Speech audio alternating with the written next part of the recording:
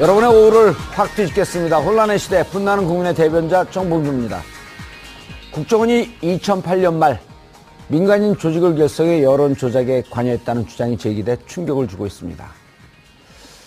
만약 이 내용이 사실이라면 명백한 국정원법 위반인데요. 과거 대선 개입 댓글 논란이 있었던 국정원이 최근 제기된 의혹으로 또다시 국민들의 신뢰를 잃게 될지 잠시 후 살펴보도록 하겠습니다. 검찰이 오늘 오후 박근혜 전 대통령을 기소하면서 지난 6개월간 진행해온 국정농단 수사를 마무리했는데요. 그간의 성과와 아쉬운 점은 무엇일지 오늘 이 부분도 자세히 짚어보도록 하겠습니다. 4월 17일 월요일 정봉주 품격시대 시작하겠습니다. 국가정보원이 알파팀이라는 이름의 민간인 여론조작 조직을 운영했다는 의혹이 제기돼 논란이 되고 있습니다. 최근 알파팀 전 조직원은 한 언론사와의 인터뷰를 통해 알파팀이 이명박 정권 시절이던 2008년 12월 결성된 이후 온라인에서 정권을 옹호하는 글을 게시한 한편 비판 세력은 공격하는 글을 게시했다고 폭로했습니다. 또 그 대가로 국정원으로부터 수고비를 받았다고 증언했습니다. 만약 이 내용이 사실일 경우 국정원법 위반에 해당되는 상황. 하지만 국정원은 사실 무근이라는 입장을 취하고 있습니다. 한편 오늘 한 언론을 통해 알파팀 중 일부가 지금까지도 활동하고 있다는 의혹이 제기되면서 국정원 여론 개입 의혹은 쉽게 사그라지지 않을 것으로 보입니다. 4월 17일 월요일 정봉주 품격시대 첫 번째 이슈 들어가겠습니다. 국정원 알바부대 실태가 전직 팀원의 폭로로 첫 공개됐습니다. 국민의 신뢰를 잃고 정부의 신여로 전락한 국정원. 그들이 또 하나의 입이 된 알바부대. 그 실체에 대해서 지금부터 자세히 이야기 나눠보도록 하겠습니다. 이 내용을 단독 취재한 한겨레 20일 하영 기자 자리하셨습니다.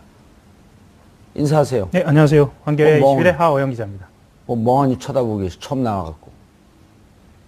어렵게 직장 다니고 있어요? 예. 예, 알겠습니다. 자, 김준희 변호사님 자리하셨습니다. 네, 안녕하세요. 예. 허성무 전 청와대 비서관님 자리하셨습니다. 예, 반갑습니다. 예. 부산 민주당 소속이시죠? 지금 소속 아닌가요? 경남입니다. 경남. 경남이 뭐예요? 경남 창원입니다. 경남 창원. 네네. 거기 지역위원장이? 예, 예. 지금도? 네. 그럼 방송 못 나오잖아요. 뭐 지역위원장인데 하는 일이 별로 없습니다. 방송 말고는 지금. 이게 방송의 중립 이런 거하고 관계없는 건가요? 뭐 방송에 나와서 중립 안 하고 이야기해 본 적이 없고 어허. 또 어떤 방송에서는 당을 대변해서 이야기를 해라 해서 또 그렇게 하고 있습니다. 야. 방송에서 시키는 대로 하고 있습니다. 그거 아주 편하네. 저는 조금만 중립을 비틀어졌고 나가게 되면 바로 이 경고가 들어오는데요. 예, 그래요. 예. 어쨌든 뭐 저도 이 댓글이나 이런 데서 보면은 뭐 입장이 다른 분들이 비난도 있고 또 비슷한 분들의 칭찬도 있는데 아하. 뭐 특별히 뭐 네, 문제는 없는 것 같습니다. 알겠습니다. 하 기자님. 예. 한겨레 주로 탐사팀에서 오래 활동을 했었죠. 예. 그리고 정당팀에도 있다가. 네, 그렇습니다. 한겨레 최근까지는 이제 정당팀에서 예. 각 후보들 예. 마크를 했죠. 그런데 한겨레 20일 가자마자 이 특종을 했다고 보기에는 좀 의혹이 많아요. 미리 이거 취재 갖고 있다가 예. 시의적절하게 지금 터뜨린 게 아닌가요? 뭐 그렇게 용의주도한 기자는 아니에요? 는 아닙니다. 다른 예. 데로 얘기하면 감옥 갑니다. 감옥 가고 싶어요? 아니요. 아니 근데 예. 진짜 요거는 이분이 바로 직전에 만나요? 아니면 이걸 좀 오래 이른바 이제 묵히면서 좀 숙성하도록 좀 시간을 기다렸던 기사인가요? 물론 이제 그 진행자께서 예. 이 분야에 대해서도 정통하시기 때문에 잘 알고 질문하신 것 같은데요. 이 정도의 그 폭로면은 꽤 오랜 시간 공을 들였다라고 봐야겠죠. 그렇죠. 좀 숙성한 시간이 있었겠죠. 예. 그런데 뭐 그 시기가 어느 정도라고 말씀드리기 조금 곤란하고요. 예. 예. 그럼 한겨레 사장을 불러야지 바른 대로 얘기하나? 아무튼 그 제보자에게도 꽤 용기가 많이 필요한 예. 그런 제보였습니다. 왜냐면 이런 분들은 제보를 했다가 예. 다시 만나자 그럴 때 약속을 안 나오고 예. 또 갈등하다가 얘기한다면 얘기를 번복하고 제대로 그 완성되는 시간이 좀 걸리잖아요. 이번에는 좀 특이했는데요. 예. 본인이 공개한 그리고 이야기한 것이 처음부터 끝까지 일관성이 있어서 아하. 오히려 더 의심을 했습니다. 예, 이게 왜냐하면 그 제보라는 것이 그 제보자들이 주로 활동하던 당시를 떠올려 보면은 예. 벌써 몇 년 전이기 때문에 이렇게 논리적으로 딱 떨어지기가 어렵거든요. 근데 이분 같은 경우에는 처음부터 끝까지 이 처음과 끝이 일맥상통하는 그래서 예. 오히려 이것을 더 확인하는데 시간이 더 걸리는 뭐 그런 뭐 언뜻 보면 이해하지 못할 상황이었습니다. 예, 개요를 간단하게 전체 내용을 쭉 얘기를 해야 예. 될 테니까 전체 개요를 간단하게 좀 설명을 해주고 넘어가시죠. 그러니까 한마디로 말씀드려서 국정원이 이 극우 보수단체의 대표를 통해서 예. 민간인 여론조작 조직, 이제 본인들끼리는 알파팀이라고 불렀는데요. 예. 이 알파팀을 운영을 했고요. 이 사람들을 통해서 당시에 가장 활발한 여론의 무대였던 예. 그 포털 사이트 다음에 아고라 게시판과 블로그를 통해서 활동을 하도록 한 사건입니다. 그리고 그것과 관련돼서 건별로 그리고 클릭수별로 인센티브를 제공하는. 아하. 예, 뭐 20대에게는 25,000원, 30대에게는 5만 원. 사실은 참 뭐랄까요?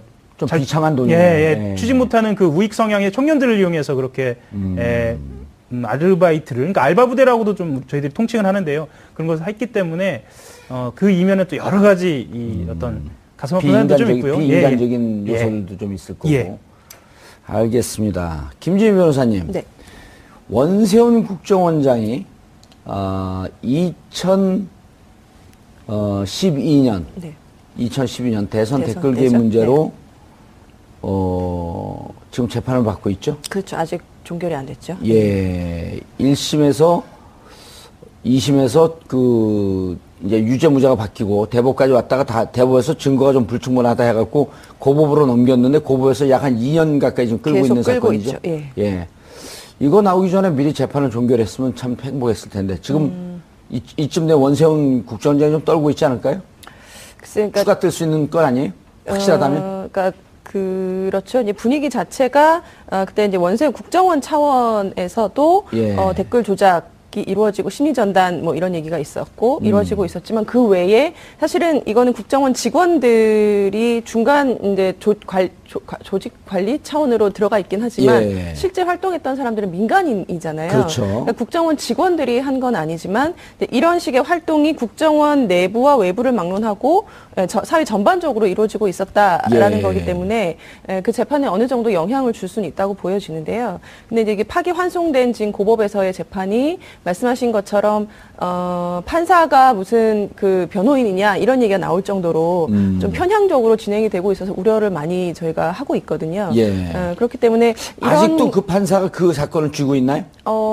이번에 인사가 됐는지 그것까지는 제가 확인을 못 했는데요. 어쨌든 5월 9일 그 시기를 넘기면 이것도 참 사안이 좀 복잡해지네요. 그럴 수도 있겠죠. 예. 예.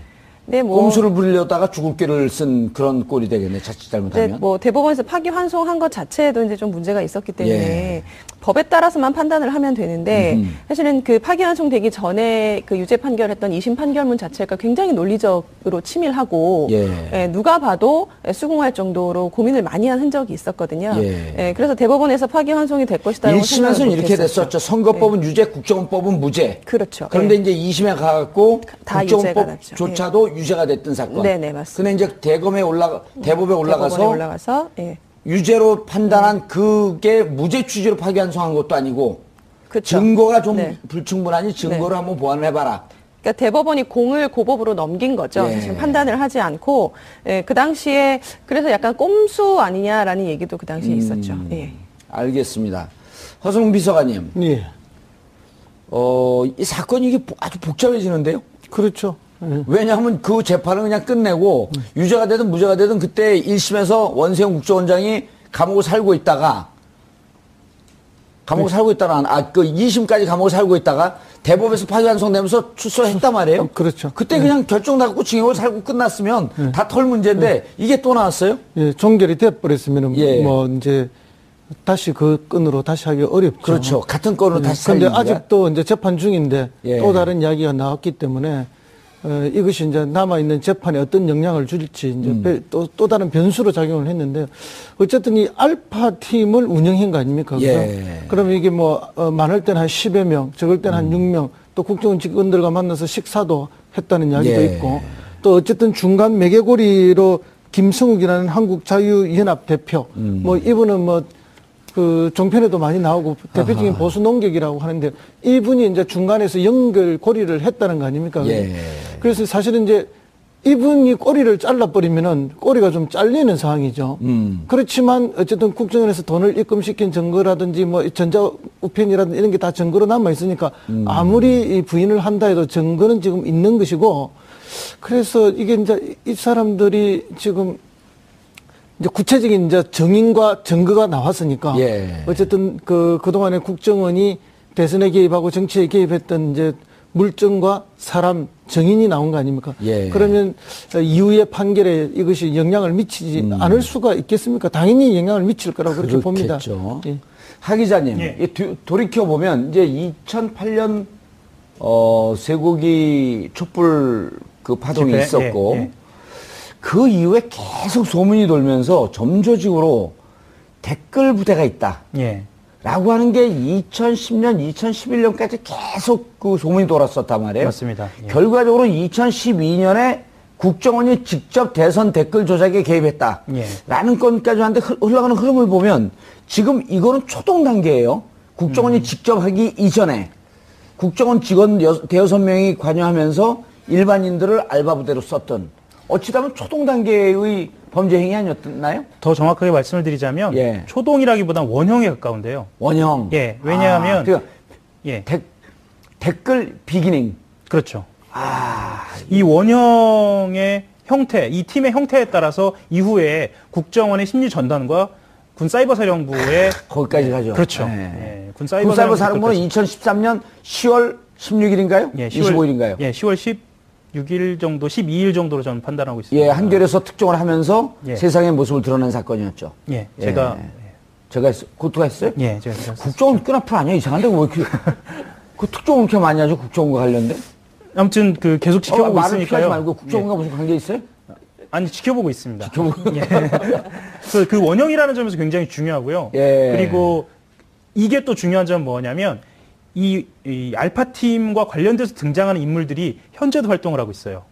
그러니까 여기서 말씀드리고 싶은 것은 어허. 말씀드릴 수 있는 것은 예. 극우보수 단체를 이용한 알파 팀이 말하자면 댓글이라든가 아니면 여러 가지 그 여론과 관련된 특히 이제 당시에는 그 방송법 그러니까 종편이 출연하게 되면서 이제 방송법을 개정하게 되는데요. 방송법 관련된 여론이라든가 아니면 쇠고기 촛불과 관련된 것을 주로 했는데 그 이후에 예를 들면 심리전단이라든가 사이버사령부 말고도 그 민간에서도 뭔가 있다라는 것도 있었고 그 이후에 시발단도 있지 않았습니까? 예. 이 흐름들 그러니까 원형이 존재하고 또 그 원형에서 일종의 A라는 국정원, 그렇죠. 국정원팀. 그리고 B라는 사이버 사이버사 팀 그리고 나머지 민간 팀의 모두 어떤 추정되는. 추정되는 이거의 한 축이 드러났고 이거의 원형이 드러났다는 거죠. 아하. 물론 이제 현재적 의미에서 그럼 또 어떤 게 있냐는 것은 또 차차 말씀드리겠습니다만 현재적 의미에서도 이런 것으로 추정되는 가짜 뉴스라든가 이런 것들이 존재한다는 아하. 차원에서도 굉장히 좀 여론을 환기할 수 있는 그런 보도인 것 같습니다. 그러네요. 자, 이게 이제 한겨레 신문에서 먼저 보도가 됐어요, 김 변호사님. 네. 그리고 그렇게 되면 사실 정상적인 검찰이라고 한다면 이 부분에 대해서 시민단체에서 고발을 하게 되면 네네. 혹은 고발하지 않아도 이쯤 되면 인지사건으로 수사가 들어가야 되는 거 아닌가요? 그렇죠. 그러니까 국정원법에 이제 다들 아시다시피 그 정치 관여 금지. 국내 정치 관여를 금지하게 되어 있죠. 금지하도록 되어 있고, 이거는 이제 여론 조작이기 때문에 정치 관여에 해당한다고 볼 수 있기 때문에 이쯤 되면 그리고 이제 구체적으로 지금 기사가 나오고 있고 이름도 예. 나오고 있잖아요. 관련자들의 이름까지 나왔기 때문에 검찰이 고발이 없더라도 인지를 해서 수사해야 되는 게 당연하죠. 예. 근데 이제 검찰도 그렇고 이제 국정원도 그렇고 정권이 바뀌면 또 이제 대선 이후의 분위기가 어떻게 될지는 모르겠지만 기존에 봤을 때 저희가 이제 국정원 시민단체에서 국정원에 대해서 고발을 한 사건이 굉장히 많이 있어요. 근데 예. 그게 실제로 수사로 이어져서 관련자들이 처벌을 받았다는 소식을 저는 들은 기억이 없거든요. 예, 그래서 고발을 하면 보통 이제 고발인 조사, 피고발인 조사 이렇게 들어가는데 고발한 사람만 조사하고 고발 당한 사람 아예 조사를 하지를 않아요. 저희가 2014년도에 국정원 RCS 해킹 사건이 굉장히 사회적으로 문제가 그렇죠. 됐을 때도 예. 그때도 제 관련자들 엄청 많이 고발했거든요. 시민단체에서. 근데 그 이태리 사람들 회사에서 사왔던 무슨 해킹팀 프로그램인지 했었죠. 네, 국민들을 일상적으로 감시하기 위한 그런 프로그램이 한때 굉장히 사회적으로 크게 이슈가 됐었는데 그래서 고발을 했습니다만 아무도 불러서 조사를 하지 않고 그것도 지금 사건 어떻게 됐는지 모르죠. 이제 그런 식으로 검찰이 대응을 해왔기 때문에 이번에도 어떻게 될지 좀 국민들이 좀 지켜봐야 될 것 같고 제가 여기서 또 하나 말씀드리고 싶은 건 사실은 이건 돈이잖아요. 그러니까 돈을 줬기 때문에 사람들이 와서 이런 일들을 알바식으로 했던 거고 국정원이 이런 돈이 어디서 났는가? 이것도 사실은 결국은 예산이란 말이죠. 국민들의 세금으로 운영되는 예산을 가지고 이런 식의 그 여론 조작을 했다는 것. 그래서 국정원이 예산을 어떻게 쓰는지 지금 예산이나 이런 거에 대해서 국정원 예산은 얼마인지도 몰라요. 깜깜이 그렇죠. 예산이거든요. 그리고 이게 어떤 식으로 쓰여지는지도 전혀 모르기 때문에 이런 거에 대해서 통제를 할 수 있는 차기 뭐 정부나 혹은 이런 거는 국정원법이나 법을 개정해서 할 수 있기 때문에 국정원에 대한 개혁 내지는 국정원에 대한 통제 방안의 하나로 예산에 대한 통제는 반드시 이루어져야 된다. 그 말씀을 좀 드리고 싶습니다. 허비서관님 보면은 국정원이요. 지금 다시 생각해 보면 2008년서부터 2012년 대선 댓글 개입, 사이버 사령부, 그 이후에 해킹 프로그램 구입, 그 해킹 프로그램 기술자 자살. 야, 참 멀티해요. 그렇죠. 뭐 그것뿐만 아니라 뭐 마티저 중간에 온갖 일들이 다 있었지 않습니까? 야, 그거 원조예요, 이게? 예, 그래 봐야죠. 그리고 이제 이게 맨 처음에 아까 우리 하 기자님 말씀처럼 이렇게 꾸려서 여론 조작을 하고 여론을 만들어 보니까 좀 먹혔던 거 아니겠습니까? 재미 좀 본 거죠. 재미를 짭짤했죠. 봤죠. 그러면 그 유혹에 점점 더 빠져들어서 이게 확대돼 갔을 거 아닙니까? 청와대 출신이니까 금방 하시네. 그때 청와대에는 그런 걸 한 적이 없고요. 안 맡기시네. 이게 이제 원래 권력의 속성이 그렇습니다. 권력의 속성이라는 것이 이런 유혹에 빠지기 시작하면 특히 정보를 통한 유혹에 빠지기 시작하면 끊임없이 마약처럼 그 정보에 더 의지하고 그 권력에 더 의지하게 되는데 이런 여론 조작의 이 작동에 빠져서 그 약간의 효과를 보기 시작하면은 점점점 확대하고 싶고 더 크게 하고 싶은 유혹에 빠질 수밖에 없는 거죠. 그렇기 때문에 이게 뭐 아까 말씀드렸듯이 국정원 직원들 자체 네이팀도 있고 나중에 사이버 사령부까지 확대되고 뭐 그 어쨌든 당에서 만들었는지 뭐 대선 캠프에서 만들었는지 또 국정원이 관여했는지 맹쾌하진 않지만 시발단이라는 것까지 이제 대선 기간에는 쫙 나오게 되는데 아마 그것은 이제 발견된 것만 그렇고 알파 팀이 있으면은 뭐 베타 팀도 있고 오메가 팀도 안 했겠어요. 이 뭐 그냥 한 10명 정도의 팀 하나를 꾸려서 했을 리는 없다고 보죠. 실제 예산도 보면 뭐 얼마 든 것도 아니잖아요. 한 팀에. 그렇다면은 그 정도 예산이라면 국정원에서 있는지 없는지 표도 안 나는 건데 그거 10배, 100배의 예산도 충분히 쓸 수 있는 내역이 국정원에 있고 그만큼 많은 예산이 국정원 안에만 있는 것이 아니고 다른 부처에도 숨겨져 있는 예산들이 있단 말이죠. 그렇기 때문에 이 효과를 보면서 저는 뭐 더 큰 유혹에 빠졌을 거라고 믿습니다. 말씀하셨던 것처럼 정권 교체기에는 항상 국정원 개혁을 다 누구나 들고 얘기를 해요. 하지만 정권을 잡고 보면 사실 국정원을 이용하고 싶은 이걸 활용해서 나도 한번 어떻게 해보고 싶은 욕구가 생기는 거죠. 그건 권력의 당연한 속성이라고 생각하는데 그래서 이제 대선이 오늘로써 이제 본격적으로 막이 올랐잖아요. 그래서 각 후보들이 국정원 지금 이 사건이 또 마침 시적절하게 나왔기 때문에 각 후보들이 국정원 개혁에 대해서 어떤 로드맵을 제시할 수 있을 것인지도 한번 들여다볼 필요가 있을 것 같아요. 하 기자님. 네. 자, 이게 그러니까 그 이른바 이제 네버 엔딩 스토리예요.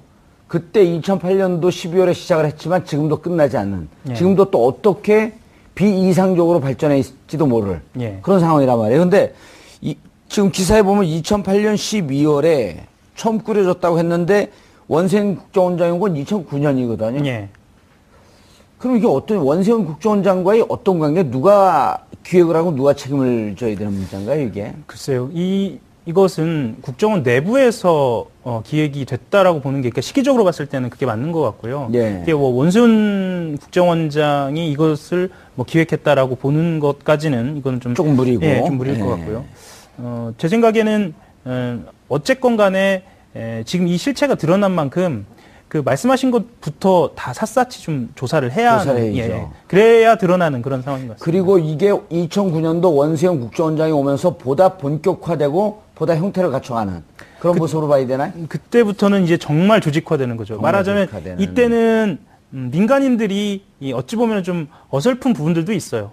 진행된 것을 보면 저희들이 기사를 썼습니다만 하지만 이후에 심리전단이 진행을 하는 것을 보면 심리전단의 원형은 말 그대로 군이 했던 합참의 심리전단을 또 가지고 오거든요. 그러니까 전문적인 예, 군에서 쓰는 심리전을 이용한 거예요. 그렇기 때문에 뭔가 이 민간 조직하고는 또 다른 형태로 발전을 하게 되는 거죠. 훨씬 더 조직적이고요. 예.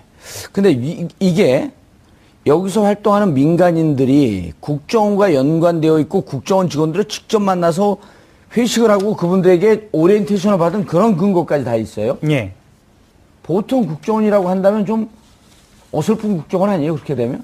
글쎄요, 그만큼 이 중간에 매개했던 그 김성욱 대표라는 예. 사람을 신뢰해서 그러지 않았나라는 저희들도 그런 추정을 합니다. 한국 자유연합 대표. 예. 이분이 책임이 돼서 민간인들을 묶었고 예. 그 뒤에 국정원이 있었는데 국정원 직원들이 자유연합 대표가 부리는 팀하고 같이 회식을 했던 거 아니에요? 예, 같이 그렇죠. 교육을 시키고. 그리고 김성욱 대표 같은 경우에는 2008년도에 그냥 갑자기 등장한 인물이 아니고요. 2000년 초반부터 어허. 그 우익 보수 청년 단체를 이끌면서 굉장한 신뢰를 쌓아왔던 그런 인물이에요. 그래서 그만큼의 좀 신뢰가 쌓여 있지 않았었나라고 추정을 하고 있습니다. 예, 알겠습니다.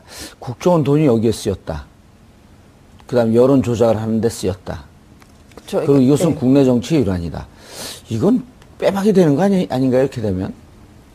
그렇죠. 이제 말씀드린 것처럼 이제 결국 이제 칼자루는 검찰이 쥐고 있기 때문에 예, 검찰이 이 검찰도 5월 7일 이전, 사건을 5월 9일 이전과 5월 9일 이후에 검찰은 틀려질 거 아니겠어요? 그렇죠.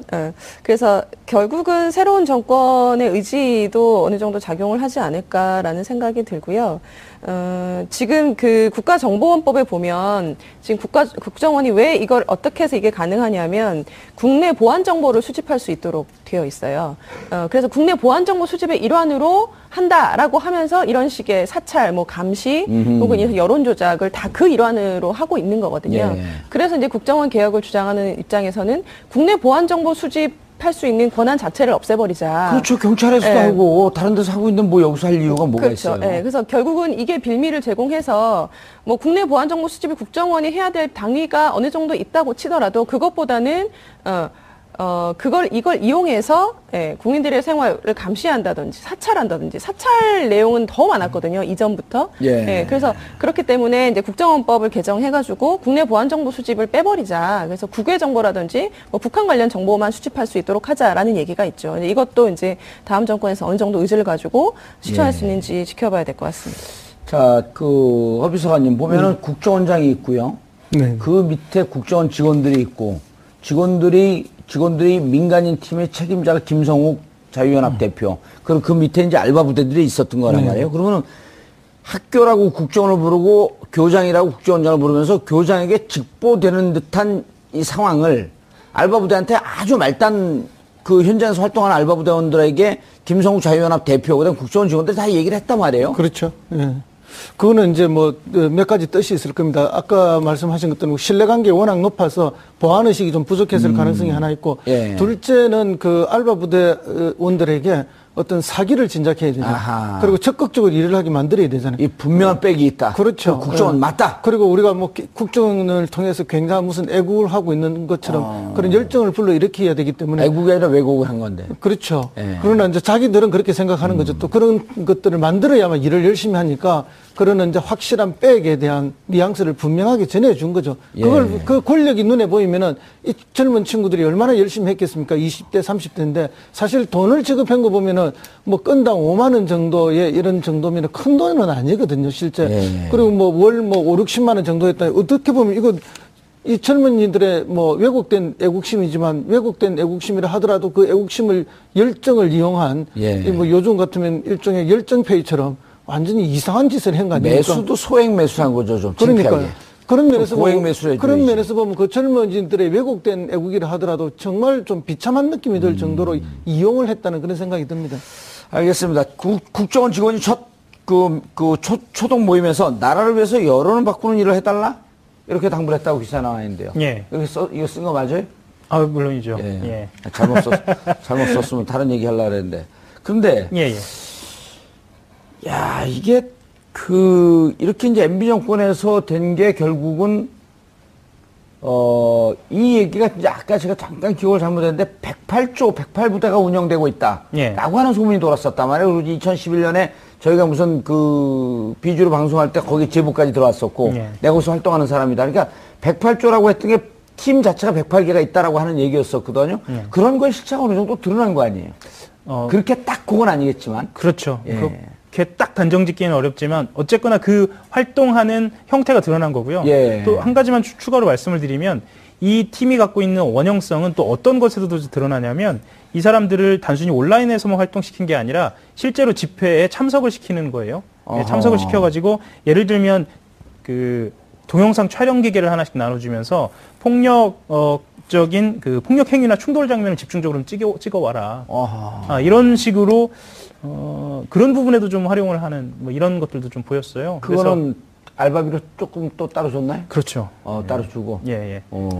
그래서 전방위적으로 모든 주제에 대해서 다양하게 활용한 거 그리고 그것을 일종의 어떤 테스트를 해본 느낌도 좀 들고요. 뭐 여러 가지로 의미 있는 활동들을 좀 다양하게 시키는 느낌입니다. 야, 예. 그런데 이게 그 과거에 보면은 우리가 이제 영화 같은 데 보면 그 고정간첩들을 활동을 지시하고 고정간첩들에게 신문 광고를 통해서 그 암호물을 통해서 지령을 내리고 그리고 여기 보면은 그 기사에 보면은 알파팀 여러분 35호 학교 측 면담 결과를 공지합니다.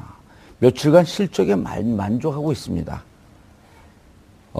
그리고 이 우리 활동은 실무자 A씨가 교장에게 직보하며 예. 모두 만족하고 있습니다. 그리고 다작이 아닌 실적을 원하고 있습니다. 이게 무슨 간첩들에게 지령 내리는 것 같아요, 느낌이. 그러니까 저희들이 핵심적으로 관심을 가졌던 것은 이 실무자 A가 정말 존재하느냐 여부였고요. 그리고 실적보다는 어떤 효율이라든가 이분 이름을 본인들은 알고 있나요?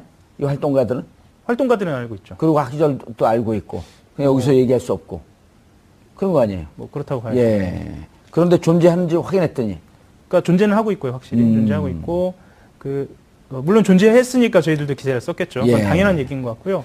그리고 말씀하셨던 것처럼 그러니까 실적보다 효율을 중시했던 것은 제가 말씀드리는 것이 그러니까 원형을 제가 자꾸 강조하는 이유가 예. 그겁니다. 어떻게 하면 효과적으로 여론전을 가능하게 할 것인가에 대한 여러 가지 어떤 실험들을 해본 흔적들이 나오거든요. 예. 그 실험을 해서 그것이 결과가 나오면 또 보고가 되고 이런 형식이었었나요? 그렇죠. 그리고 특히나 아까 말씀하셨던 것처럼 실적이 좋으면 인센티브를 주지만 또 실적이 좋지 않으면 금액을 깎기도 했어요. 그러니까 25,000원, 5만 원을 주면서도 그게 전액이 지급된 것이 아니라 실제로 이제 기준이 1000클릭이거든요. 그러니까 1000클릭이 이상이 되지 않는 글들이 자꾸 올라오거나 아니면 실제로 클릭수가 좀 낮은 글들이 올라오면 그것을 이제 지켜보고 있다가 예. 그것과 관련돼서 이제 뭐 감점을 준다고 해야 할까요? 뭐 그런 식으로 좀 작용을 한 거죠. 김 변호사님, 지금 이제 돌이켜보면 2012년 대선 댓글 개입, 이른바 이제 댓글류 사건, 그 다음에 2013년 10월에 세상에 알려진 사이버 사령부 심리전단, 뭐 국정원 심리전단, 이제 이런 팀들이 세상에 알려지기 시작을 했는데, 네. 그때 국회에서 부를 때 제 기억으로는 불러서 물어봤더니 아까 김 변호사님이 얘기했던 그와 유사한 얘기를 국정원과 사이버 사령부에서 똑같이 한단 말이에요. 우리가 이 첩보 수집 활동을 계속 하겠다. 네네네. 그러면 사이버 사령부나 그다음에 이 댓글 부대, 심리 전담 부대 없애지 않겠다 이런 얘기였거든요. 그렇죠. 예. 근데 이제 그러고 나서 보니까 2014년 4월 16일 세월호 참사, 바로 이제 어제가 3주기였었는데요. 네. 세월호 참사 나고 난 다음에 4월과 6월 사이에서는 정부의 무능함과 무책임을 비판했던 여론이 7월 8일 되면서 특혜, 빨갱이, 조금 지나면 뭐 시체팔이 장사, 뭐 관파라 장사하냐, 뭐 이런 등등의 얘기가 나오면서 여론이 확 돌아가는데 지금 보면 근거는 없지만 이때도 이런 팀이 운영된 거 아닌가? 아마 뭐 합리적인 추정일 것 같고요. 그렇게 예. 생각을 하는 게, 그러니까 말씀하신 것처럼 처음에 세월호 참사가 났을 때는 저희 국민 모두가 다 슬퍼하고 비통해하고 그리고 제대로 구조하지 못한 책임을 정부에 묻는 식의 여론밖에 없었어요. 근데 그것이 어느 순간 유족들이 자식을 뭐 돈으로 판다는 식으로 프레임이 전환이 됐고요. 그래서 그거는 자연스럽게 이루어질 수는 없는 것이라고 저는 생각을 하고 그 배경에 뒤에는 아마 이런 식의 여론 조작이 있지 않았을까라는 생각이 들고요. 또 이제 세월호 말씀하시니까 또 생각이 나는 게 그 세월호의 실소유주가 국정원 아니냐 사실 이런 의혹도 그랬었죠. 있었죠. 그래서 세월호 사건도 여러모로 이제 국정원하고도 연결이 돼 있다라고도 볼 수 있는 것 같아요. 예. 허성무 부사관님, 그 세월호 관련돼 있어서 그 세월호 사건이 나면, 그러니까 세월호가 무슨 문제가 생기게 되면 국정원에 바로 보고하게 되어 있단 말이에요. 그렇죠. 예. 그리고 그 세월호 관리를 기록했던 노트북에서 나온 근거 파일을, 한글 파일을 보면 그 국정원에서 세월호 화장실 집기까지 관리를 했고. 그렇습니다. 그 다음 직원들 휴가 일정까지 관리를 해서 대법원 판례를 보면 파견시켜놓고 그 파견시켜놓은 직원들의 일정을까지 다 관리를 하면 파견시키는 회사가 원회사다라고 하는 그런 그 판례가 있단 말이에요. 그러면 이 근거로 봤을 때 세월호의 실제 소유자는 국정원 아니었냐. 예, 계속 그런 이야기가 그때부터 지적이 됐죠. 예. 국정원은 이제 부인하고 있지만, 이 세월호의 실제 소유자는 국정원이고, 유병헌은 앞에 내세워진 일종의 그 얼굴마당 같은 그런 것으로 또. 그렇죠. 또 그 보도에 따르면 유병헌이 그 배 4배 아니었다라고 하는 얘기를 했다라고 하는 얘기도 있고. 그런데 만약 그렇다고 한다면 이 여론을 바꾸는데 세월호 여론을 바꾸는데 국정원이 적극적으로 개입했다. 그렇게 추정하고 있습니다. 실제로 이제 아까 말씀드렸던 시체팔이다 뭐다 이런 이야기들을 퍼뜨리기도 했지만 그 시점이 지나가면서부터는 무슨 이야기가 나오는가 하면 일사불란하게 나왔던 이야기가 있습니다. 단순한 교통사고다. 해상사고일 뿐이다. 수학여행 가다 교통사고 나고 왜 대통령 탓을 돌리냐. 이렇게 해서 이게 완전히 모든 그 여론 전파자들이 딱 그 하나의 그 무장된 단일 논리로 이렇게 전국을 일시에 그렇게 여론을 호도하기 시작했죠. 그리고는 교통사고 보상금 이렇게 많이 주는 거 본 적이 있느냐. 그 다음에 나왔던 이야기가 군에 가서 나라를 위해서 사고가 나서 목숨을 바친 사람들도 이만큼 보상을 준 적이 없다. 이런 논리들을 끊임없이 개발해서 퍼뜨리면서 세월호 희생자와 그 가족들 그리고 슬퍼하는 국민들의 그 애도 심리를 완전 짓밟는 형태의 그리고 그 상처에 그야말로 소금을 뿌리는 그런 식의 이제 논리 전파들이 지속적으로 전개가 됐던 거 아닙니까? SNS상에서 완벽한 논리를 만들어서 수십 줄에 달하는. 그렇죠. 그 세월호 아이들이 그 피해, 희생된 아이들이 입는 특혜, 무슨 대학을 특례 입학한다든지 하면서부터 20몇 가지를 쫙 정리하고 보낸 게. 그러면 이제 한국 사회에서 방금 말씀하신 것처럼 그렇게 일목요연하게 논리를 개발하고 정리하고 전파할 수 있는 조직이 도대체 어디에 있느냐? 품격시대 말고는 없는데. 예. 국정원 말고는 없을 것이다. 예. 그렇게 추정이 되는 거죠.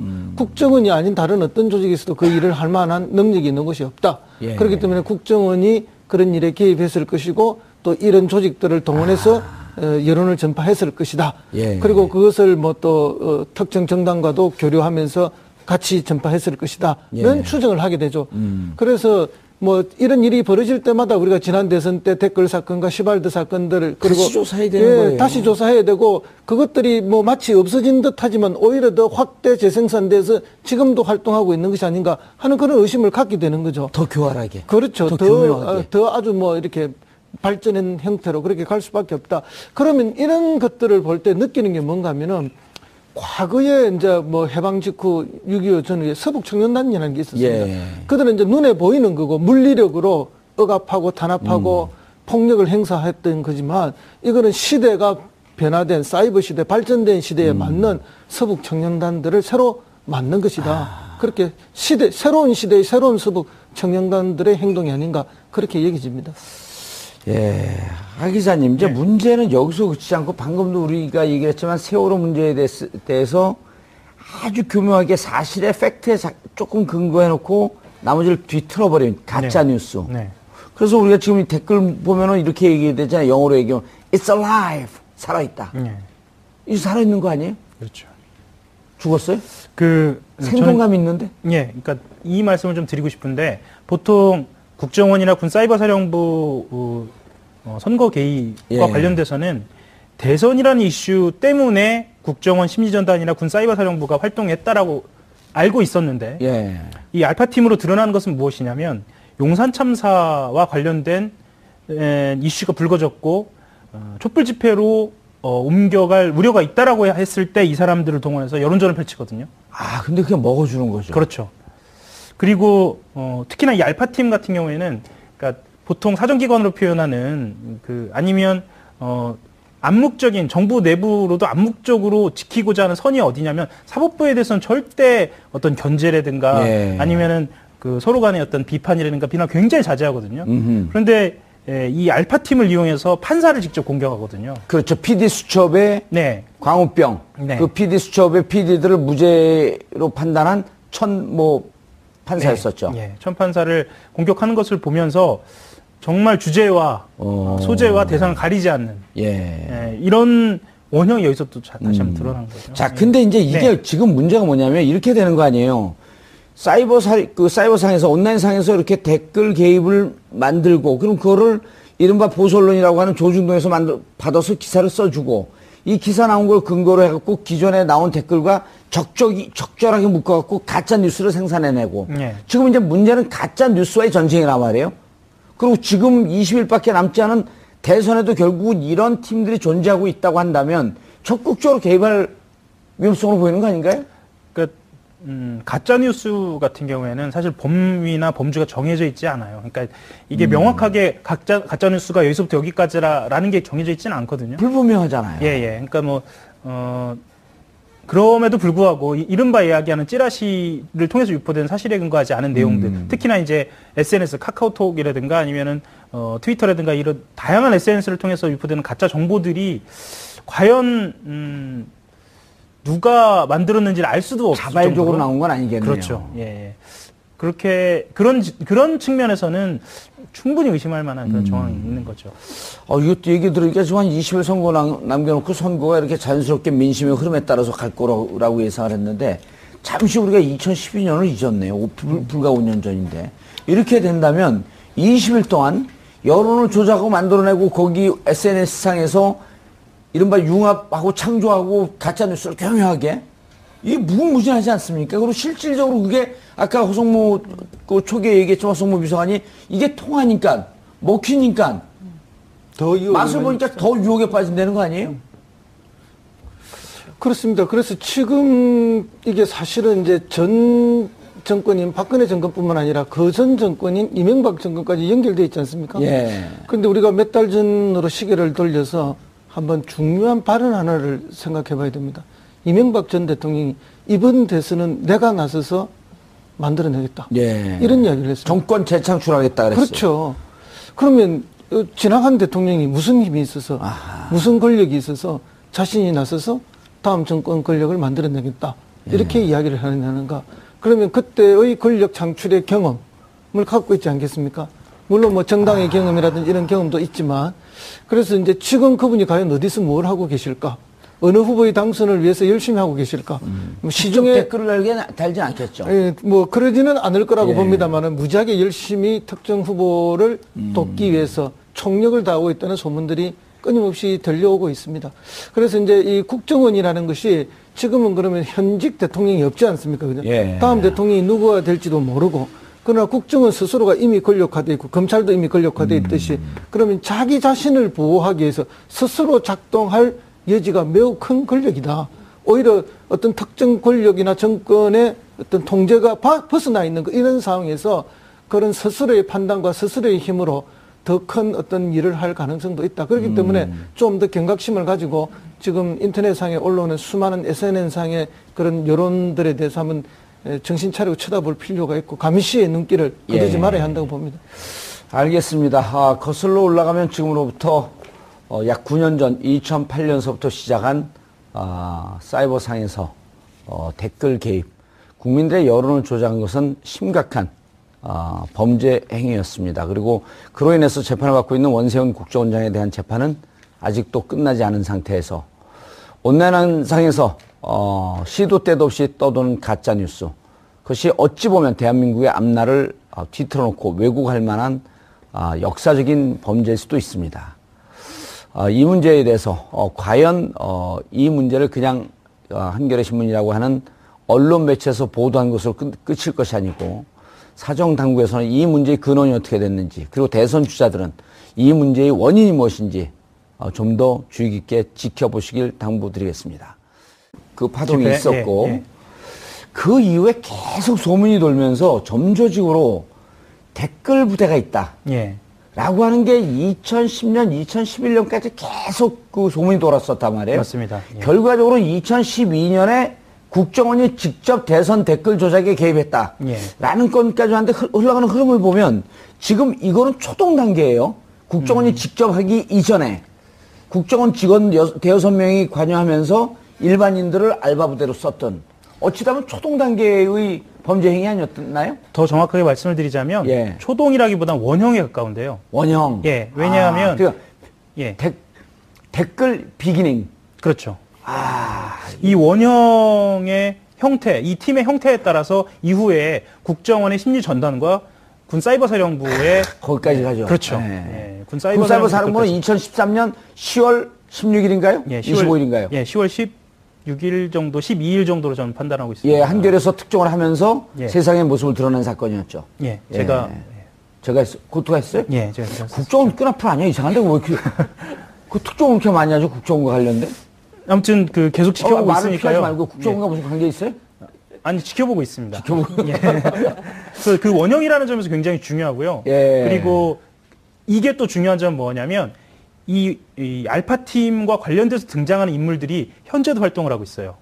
그러니까 여기서 말씀드리고 싶은 것은 어허. 말씀드릴 수 있는 것은 예. 극우보수 단체를 이용한 알파 팀이 말하자면 댓글이라든가 아니면 여러 가지 그 여론과 관련된 특히 이제 당시에는 그 방송법, 그러니까 종편이 출연하게 되면서 이제 방송법을 개정하게 되는데요. 방송법 관련된 여론이라든가 아니면 쇠고기 촛불과 관련된 것을 주로 했는데 그 이후에 예를 들면 심리전단이라든가 사이버사령 말고도 그 민간에서도 뭔가 있다라는 것도 있었고 그 이후에 시발단도 있지 않았습니까? 예. 이 흐름들, 그러니까 원형이 존재하고 또 그 원형에서 일종의 A라는 국정원, 그렇죠. 국정원팀. 그리고 B라는 사이버 사이버사팀 그리고 나머지 민간팀의 모두 추정되는. 이거의 한 축이 드러났고 이거의 원형이 드러났다는 거죠. 아하. 물론 이제 현재적 의미에서 그럼 또 어떤 게 있냐는 것은 또 차차 말씀드리겠습니다만 현재적 의미에서도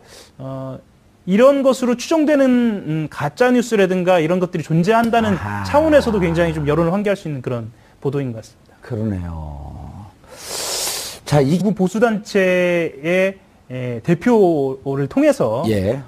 민간인 여론조작 조직, 이제 본인들끼리는 알파팀이라고 불렀는데요. 예. 이 알파팀을 운영을 했고요. 이 사람들을 통해서 당시에 가장 활발한 여론의 무대였던 예. 그 포털 사이트 다음에 아고라 게시판과 블로그를 통해서 활동을 하도록 한 사건입니다. 그리고 그것과 관련돼서 건별로 그리고 클릭수별로 인센티브를 제공하는. 아하. 예, 뭐 20대에게는 25,000원, 30대에게는 5만 원. 사실은 참 뭐랄까요? 좀 비참한 돈이에요. 예, 예. 취직 못하는 그 우익 성향의 청년들을 이용해서 그렇게 아르바이트를, 그러니까 알바 부대라고도 좀 저희들이 통칭을 하는데요. 그런 것을 했기 때문에 그 이면에 또 여러 가지 이 어떤 가슴 아픈 사연도 좀 있고요. 비인간적인 예. 요소들도 좀 있을 거고. 예. 알겠습니다. 김지민 변호사님. 네. 원세훈 국정원장이 2012년 네. 2012년 대선 대선, 댓글 개입 대선? 문제로 지금 재판을 받고 있죠. 그렇죠. 아직 종결이 안 됐죠. 예, 1심에서 2심에서 그 이제 유죄무죄가 바뀌고 대법까지 왔다가 다 대법에서 증거가 좀 불충분하다 해갖고 고법으로 넘겼는데 고법에서 약 한 2년 가까이 지금 끌고 계속 있는 끌고 사건이죠. 있죠. 예. 예. 이거 나오기 전에 미리 재판을 종결했으면 참 행복했을 텐데 지금 이쯤 돼 원세훈 국정원장이 좀 떨고 있지 않을까요? 글쎄, 그러니까 추가 뜰 수 있는 건 아니에요? 확실하다면? 그러니까 그렇죠. 이제 분위기 자체가 그때 이제 원세훈 국정원 차원에서도 예. 댓글 조작이 이루어지고 심리 전단 뭐 이런 얘기가 있었고 이루어지고 있었지만 그 외에 사실은 이거는 국정원 직원들이 중간 이제 조직 관리 차원으로 들어가 있긴 하지만 예. 실제 활동했던 사람들은 민간인이잖아요. 그렇죠. 그러니까 국정원 직원들이 한 건 아니지만 이런 식의 활동이 국정원 내부와 외부를 막론하고 사회 전반적으로 이루어지고 있었다라는 예. 거기 때문에 그 재판에 어느 정도 영향을 줄 수는 있다고 보여지는데요. 근데 이제 이게 파기환송된 지금 고법에서의 재판이 말씀하신 것처럼 판사가 무슨 그 변호인이냐 이런 얘기가 나올 정도로 좀 편향적으로 진행이 되고 있어서 우려를 많이 저희가 하고 있거든요. 예. 그렇기 때문에 이런 아직도 그 판사가 그 사건을 쥐고 있나요? 이번에 인사가 됐는지 그것까지는 제가 확인을 못 했는데요. 어쨌든 5월 9일 그 시기를 넘기면 이것도 참 산이 좀 복잡해지네요. 그럴 수도 있겠죠. 예. 네, 뭐 꼼수를 부리려다가 죽을 길을 쓴 그런 꼴이 되냐. 뭐 지역위원장인데 하는 일이 별로 없습니다. 방송 말고는 지금. 아, 이게 방송의 중립 이런 거하고 관계없는 건가요? 뭐 방송에 나와서 중립 안 하고 이야기해 본 적이 없고 어허. 또 어떤 방송에서는 당을 대변해서 이야기를 해라 해서 또 그렇게 하고 있습니다. 야. 방송에서 시키는 대로 하고 있습니다. 그거 아주 편하네. 저는 조금만 중립을 비틀어졌고 나가게 되면 바로 이 경고가 들어오는데요. 네, 그래요. 예. 어쨌든 뭐 저도 이 댓글이나 이런 데서 보면은 뭐 입장이 다른 분들이 비난도 있고 또 비슷한 분들의 칭찬도 있는데 아하. 뭐 특별히 뭐 네, 문제는 없는 것 같습니다. 알겠습니다. 하 기자님. 예. 한겨레 주로 탐사팀에서 오래 활동을 했었죠. 예. 그리고 정당팀에도 있다가. 네, 그렇습니다. 한겨레 최근까지는 이제 정당팀에서 예. 각 후보들 예. 마크를 했죠. 그런데 한겨레 20일 가자마자 이 특종을 했다고 보기에는 좀 의혹이 많아요. 미리 이거 취재 갖고 있다가 예. 시의적절하게 지금 터뜨린 게 아닌가요? 뭐 그렇게 용의주도한 기자 아니에요? 는 아닙니다. 다른 예. 데로 얘기하면 감옥 갑니다. 감옥 가고 싶어요? 아니요. 아니 근데 예. 진짜 요거는 이분이 바로 직전에 만나요? 아니면 이걸 좀 오래 이른바 이제 묵히면서 좀 숙성하도록 좀 시간을 기다렸던 기사인가요? 물론 이제 그 진행자께서 예. 이 분야에 대해서도 정통하시기 때문에 잘 알고 질문하신 것 같은데요. 이 정도의 그 폭로면은 꽤 오랜 시간 공을 들였다라고 봐야겠죠. 그렇죠. 좀 숙성한 시간이 있었겠죠. 예. 그런데 뭐 그 시기가 어느 정도라고 말씀드리기 조금 곤란하고요. 예. 예. 그럼 한겨레 사장을 불러야지 바른대로 얘기하나? 아무튼 그 제보자에게도 꽤 용기가 많이 필요한 예. 그런 제보였습니다. 왜냐면 이런 분들은 제보를 했다가 예. 다시 만나자 그럴 때 약속을 안 나오고 예. 또 갈등하다가 얘기한다면 얘기를 번복하고 제대로 그 완성되는 시간이 좀 걸리잖아요. 이번에는 좀 특이했는데요. 예. 본인이 이 공개한 그리고 이야기한 것이 처음부터 끝까지 일관성이 있어서 아하. 오히려 더 의심을 했습니다. 아. 예, 이게 왜냐하면 그 제보라는 것이 그 제보자들이 주로 활동하던 당시를 떠올려 보면은 예. 벌써 몇 년 전이기 때문에 이렇게 논리적으로 딱 떨어지기가 어렵거든요. 근데 이분 같은 경우에는 처음부터 끝까지 이 처음과 끝이 일맥상통하는. 그래서 예. 오히려 이것을 더 확인하는데 시간이 더 걸리는 뭐 그런 뭐 언뜻 보면 이해하지 못할 상황이었습니다. 예, 개요를 간단하게 전체 내용을 쭉 얘기를 해야 예. 될 테니까 전체 개요를 간단하게 좀 설명을 해주고 넘어가시죠. 그러니까 한마디로 말씀드려서 국정원이 이 네, 자칫 이제 잘못하면. 뭐 대법원에서 파기환송한 것 자체에도 이제 좀 문제가 있었기 때문에 예.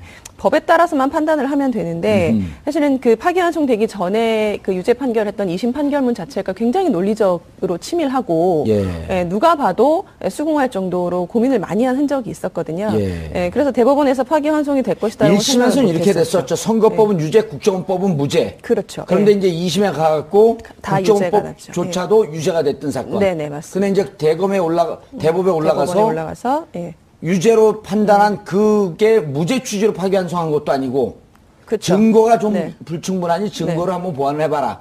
그러니까 대법원이 공을 고법으로 넘긴 거죠. 예. 지금 판단을 하지 않고 그 당시에 그래서 약간 꼼수 아니냐라는 얘기도 그 당시에 있었죠. 예. 알겠습니다. 허승 비서관님, 예.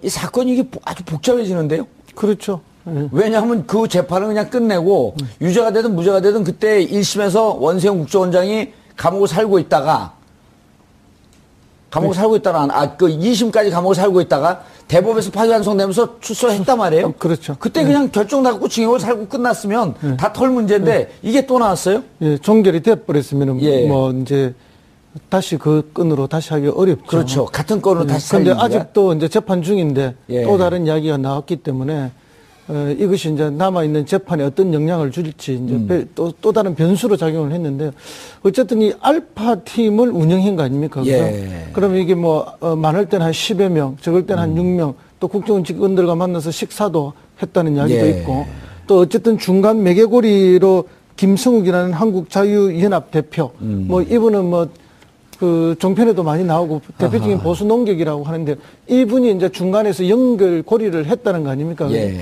그래서 사실은 이제 이분이 꼬리를 잘라버리면은 꼬리가 좀 잘리는 상황이죠. 그렇지만 어쨌든 국정원에서 돈을 입금시킨 증거라든지 뭐 전자우편이라든지 이런 게 다 증거로 남아있으니까 아무리 이 부인을 한다 해도 증거는 지금 있는 것이고 그래서 이게 이제 이 사람들이 지금 이제 구체적인 이제 정인과 증거가 나왔으니까 예. 어쨌든 그동안에 국정원이 대선에 개입하고 정치에 개입했던 이제 물증과 사람 정인이 나온 거 아닙니까? 예. 그러면 이후의 판결에 이것이 영향을 미치지 않을 수가 있겠습니까? 당연히 영향을 미칠 거라고 그렇게 봅니다. 그렇겠죠. 예. 하 기자님, 예. 돌이켜 보면 이제 2008년 쇠고기 촛불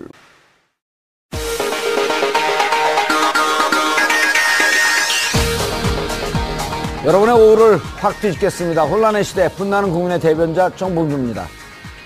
국정원이 2008년 말 민간인 조직을 결성해 여론 조작에 관여했다는 주장이 제기돼 충격을 주고 있습니다. 만약 이 내용이 사실이라면 명백한 국정원법 위반인데요. 과거 대선 개입 댓글 논란이 있었던 국정원이 최근 제기된 의혹으로 또다시 국민들의 신뢰를 잃게 될지 잠시 후 살펴보도록 하겠습니다. 검찰이 오늘 오후 박근혜 전 대통령을 기소하면서 지난 6개월간 진행해온 국정농단 수사를 마무리했는데요. 그간의 성과와 아쉬운 점은 무엇일지 오늘 이 부분도 자세히 짚어보도록 하겠습니다. 4월 17일 월요일 정봉주 품격시대 시작하겠습니다. 국가정보원이 알파팀이라는 이름의 민간인 여론조작 조직을 운영했다는 의혹이 제기돼 논란이 되고 있습니다. 최근 알파팀 전 조직원은 한 언론사와의 인터뷰를 통해 알파팀이 이명박 정권 시절이던 2008년 12월 결성된 이후 온라인에서 정권을 옹호하는 글을 게시한 한편 비판 세력은 공격하는 글을 게시했다고 폭로했습니다. 또 그 대가로 국정원으로부터 수고비를 받았다고 증언했습니다. 만약 이 내용이 사실일 경우 국정원법 위반에 해당되는 상황. 하지만 국정원은 사실 무근이라는 입장을 취하고 있습니다. 한편 오늘 한 언론을 통해 알파팀 중 일부가 지금까지도 활동하고 있다는 의혹이 제기되면서 국정원 여론 개입 의혹은 쉽게 사그라지지 않을 것으로 보입니다. 4월 17일 월요일 정봉주 품격시대 첫 번째 이슈 들어가겠습니다. 국정원 알바부대 실태가 전직 팀원의 폭로로 첫 공개됐습니다. 국민의 신뢰를 잃고 정부의 신여로 전락한 국정원. 그들이 또 하나의 입이 된 알바부대. 그 실체에 대해서 지금부터 자세히 이야기 나눠보도록 하겠습니다. 이 내용을 단독 취재한 한겨레 20일 하영 기자 자리하셨습니다. 인사하세요. 네, 안녕하세요. 한겨레 뭐, 21의 하어영 기자입니다. 멍하니 쳐다보고 계시 처음 나와갖고. 어렵게 직장 다니고 있어요? 예. 예, 알겠습니다. 자, 김준희 변호사님 자리하셨습니다. 네, 안녕하세요. 예. 허성무 전 청와대 비서관님 자리하셨습니다. 예, 반갑습니다. 예. 부산 민주당 소속이시죠? 지금 소속 아닌가요? 경남입니다. 경남. 경남이 뭐예요? 경남 창원입니다. 경남 창원. 네. 거기 지역위원장이? 예, 예. 지금도? 네. 그럼 방송 못 나오잖아요.